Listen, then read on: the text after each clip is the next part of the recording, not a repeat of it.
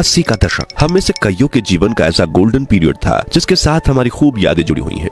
ये वो दौर था जब आमदनी कम थी लेकिन खुशियां ज्यादा थी, सुविधाएं कम लेकिन सुकून ज्यादा था, परिवार में लड़ाइयां कम एकता ज्यादा थी, रिश्तेदार भले ही मीलों दूर रहते थे लेकिन रिश्तों में नजदीकियां ज्यादा थी। मोहल्ले में सिर्फ एक या दो घरों में ब्लैक एंड व्हाइट टीवी हुआ करती थी लेकिन उसमें रामायण देखने पूरा मोहल्ला इकट्ठा हो जाता था। शाम के खाने का पता भले ही ना हो लेकिन घर आया मेहमान भूखे पेट नहीं जाता था, फिर चाहे वो समधी हो या भिखारी बाबा, भूखे को निवाला खिलाना जिम्मेदारी माना जाता था। कहते हैं कि गुजरा जमाना लौट कर नहीं आता, लेकिन हम कुछ पलों के लिए समय के पीछे जाकर उस जमाने की यादों को जरूर ताजा कर सकते हैं। और आज की इस खास पेशकश में हम आपको ले चलेंगे समय से 4 दशक पीछे और दिखाएंगे 80 के दशक के भारत की वो तस्वीर जिसे आप देखकर कहेंगे कि वाह, उस समय का भारत कितना सुनहरा था, जिसने तरक्की की सीढ़ियां चढ़कर आज दुनिया में अपना नाम रोशन किया है। हम उस दौर के लोगों का रहन सहन, कमाई, महंगाई और कुछ ऐसी दुर्लभ तस्वीरें देखेंगे जो आपकी आंखों में खुशी के आंसू के साथ चेहरे पर बड़ी मुस्कान ला देंगी। तो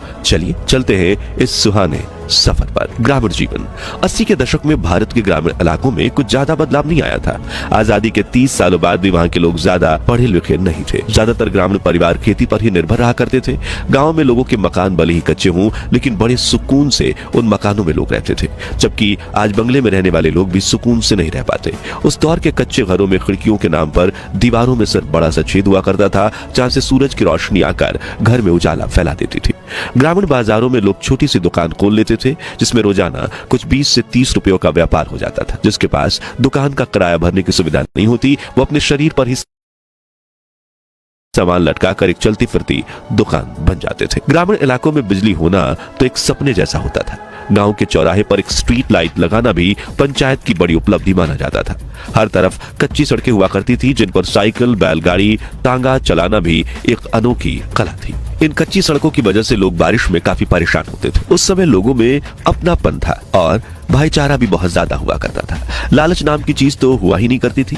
खान पान देसी होने की वजह से लोग ज्यादा बीमार नहीं पड़ते थे और अगर कोई बीमार पड़ जाए तो उन्हें गांव के बड़े बुजुर्ग औषधि देकर चंद घंटों में दुरुस्त बना देते थे। गेहूं घरेलू चक्की में पीसे जाते थे, खाना लकड़ी जलाकर मिट्टी के चूल्हे पर बनाया जाता था और चरखा चलाकर कपड़े बुने जाते थे। मित्रों, उस जमाने में ना तो इंटरनेट था और ना ही लोगों के पास इतनी ज्यादा जानकारियां थी। मतलब लोगों की दुनिया बहुत ज्यादा लिमिटेड हुआ करती थी। दिल्ली में रहने वाले शख्स को राजस्थान के लोगों के जीवन के बारे में कुछ खास जानकारी नहीं थी और जिस व्यक्ति को दुनिया में क्या क्या हो रहा है इस बारे में जानकारी होती थी उन्हें गांव का सबसे होशियार व्यक्ति माना जाता था। वाकई में उस दौर की बात ही अलग थी क्योंकि तब रिश्तों में प्यार मोहब्बत था, लाज शर्म और लिहाज रखा जाता था। चारों ओर घने जंगल थे और आज की तुलना में लाखों गुना साफ सफाई थी। सड़कों पर भी, लोगों के दिलों में भी। शहरी जीवन। सन 1981 में भारत का साक्षरता दर महज 43% था, लेकिन अब लोगों को पढ़ाई की अहमियत समझ में आने लगी थी। इसलिए सुविधाएं न होने के बावजूद बच्चे सरकारी स्कूल या गली नुक्कड़ के मास्टर जी के पास पढ़ने जाते थे।